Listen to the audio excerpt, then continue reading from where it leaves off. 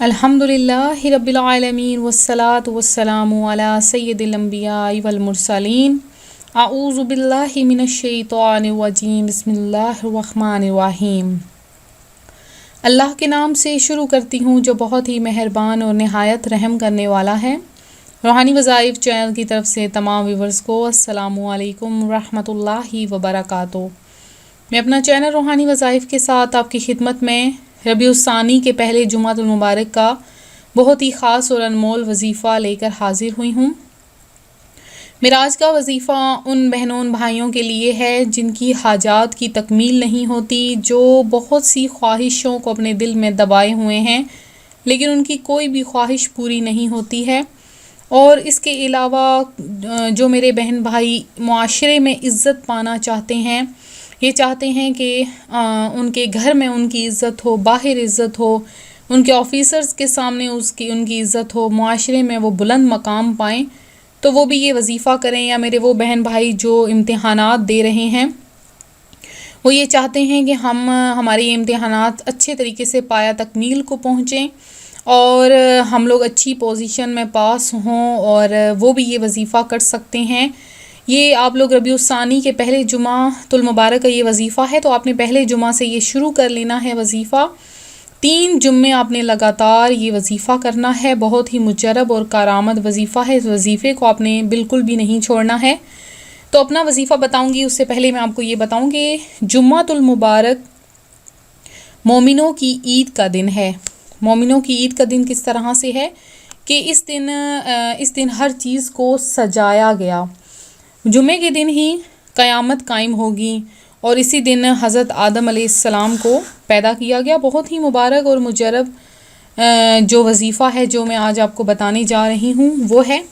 اس سے پہلے میں آپ کو ایک بات جو غور طلب ہے وہ بتا دوں کہ آپ لوگ اکثر اوقات ہم لوگ نماز نہیں پڑھتے ہیں، تو نماز ہی مین چیز ہے، اصل چیز ہے جو ہمیں گناہوں سے بچاتی ہے اور ہمیں نیکیوں کی طرف لے جاتی ہے، اور نماز ہی وہ واحد ذریعہ، وہ واحد چیز ہے جس سے پتہ چلتا ہے کہ ہم لوگ مومن ہیں اور اللہ تبارک و تعالیٰ کے بندے ہیں۔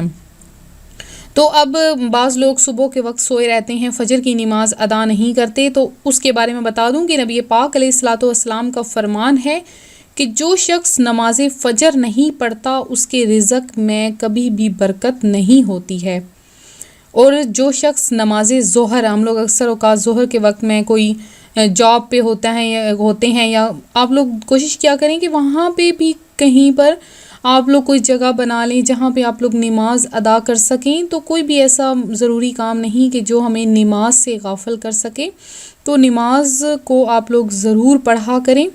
تو جو شخص نماز ظہر نہیں پڑھتا اس کے قلب یعنی اس کے دل میں کبھی بھی نور پیدا نہیں ہوتا، اور جو شخص نماز عصر ترک کرتا ہے اس کے اعضاء سے قوت جاتی رہتی ہے، اس کے جسم بالکل بے جان ہو جاتا ہے، ہر وقت درد، ہر وقت بیماری رہتی ہے۔ اور جو نماز مغرب نہیں پڑھتا اس کے کھانے میں لذت نہیں رہتی۔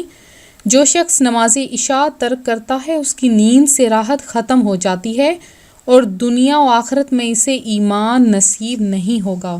استغفر اللہ۔ آج ہی توبہ کر لیں، جو یہ ویورز آپ لوگ یہ ویڈیوز دیکھ رہے ہیں، تو یہ آپ لوگ آج ہی توبہ کر لیں کہ ہم لوگ آئندہ نماز پڑھیں گے پنجگانہ، اور مکمل کوشش کریں کہ خود بھی نماز پڑھیں تاکہ آپ لوگوں کے بچے بھی نماز پڑھیں، آپ لوگوں کو دیکھ کر آپ کے گھر والے بھی نماز پڑھیں، آپ کے بہن بھائی چھوٹے وہ بھی نماز پڑھیں۔ تو میں اپنے وظیفے کی طرف آتی ہوں۔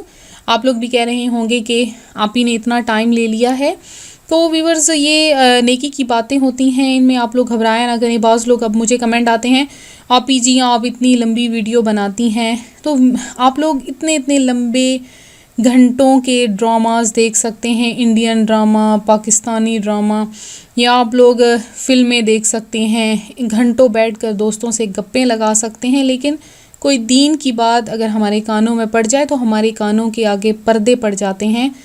اس کی بھی وجہ ہے کہ ہمارے دل سیاہ ہو گئے ہیں۔ کوئی بھی نیکی کی بات ہم سے کرتا ہے تو ہمیں کانوں میں درد ہونا شروع ہو جاتا ہے، شیطان اس قدر ہم پر غالب آ گیا ہے۔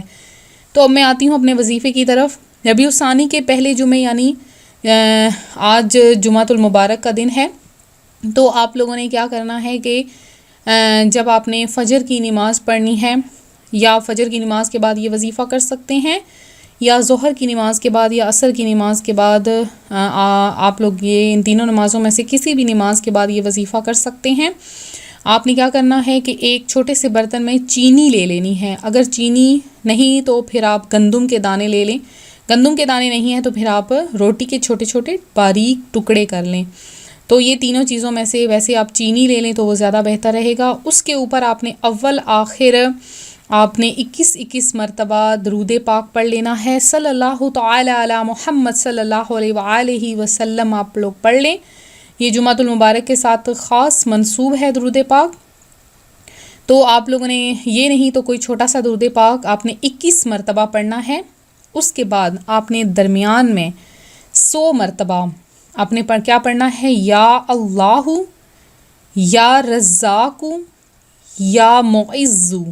یہ اللہ تبارک و تعالیٰ کے صفاتی نام ہیں، پھر سے سن لیجئے، یا اللہ، یا رزاق، یا معز، میم عین زا، یا معز۔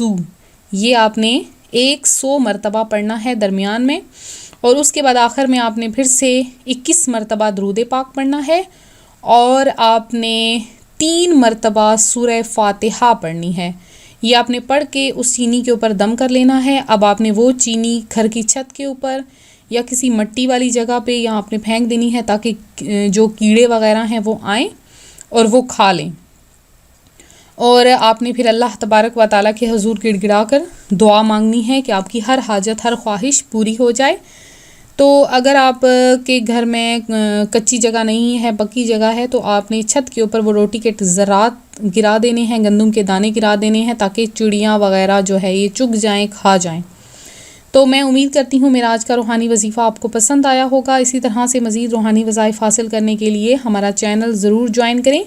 ہمارا اگلا وظیفہ قصیدہ غوثیہ کے متعلق ہے، تو اسی طرح ہمارا چینل خود بھی جوائن کریں اور اپنے تمام فیملی ممبرز کو بھی جوائن کروائیں، اپنے ریلیٹیوز کو بھی جوائن کروائیں تاکہ آپ لوگ بھی ثواب میں حصہ لے سکیں۔ اس کے علاوہ آپ لوگ جو ہیں اپنے ویورز، میرے جو اس ویڈیو کے جو ممبرز ہیں تمام، وہ بھی آپ لوگوں کے فیملی ممبرز کی طرح ہی ہوتے ہیں۔ ان کے لیے بھی ضرور دعا کیا کریں۔ جو دوسروں کے لیے دعا کرتا ہے اللہ تبارک و تعالیٰ اس کی اپنی ذات کے لیے بھی وہ دعا قبول فرما لیتا ہے۔ تو جن بہنوں بھائیوں نے ہمارے سامنے دعا کی درخواست کی ہے، ان کے لیے آج دعا کا خصوصی اہتمام مغرب کی نماز کے بعد کروایا جائے گا۔ تو اور جنہوں نے باقیوں نے بھی حصہ لینا ہے وہ اپنا نام ہمیں کمنٹ میں میسج کر دیں، انشاءاللہ ان کے لیے خصوصی دعا کروائی جائے گی۔ اللہ تبارک و تعالیٰ آپ کا حامی و ناصر ہو، آپ کی ہر دعا، ہر حاجت قبول فرمائے۔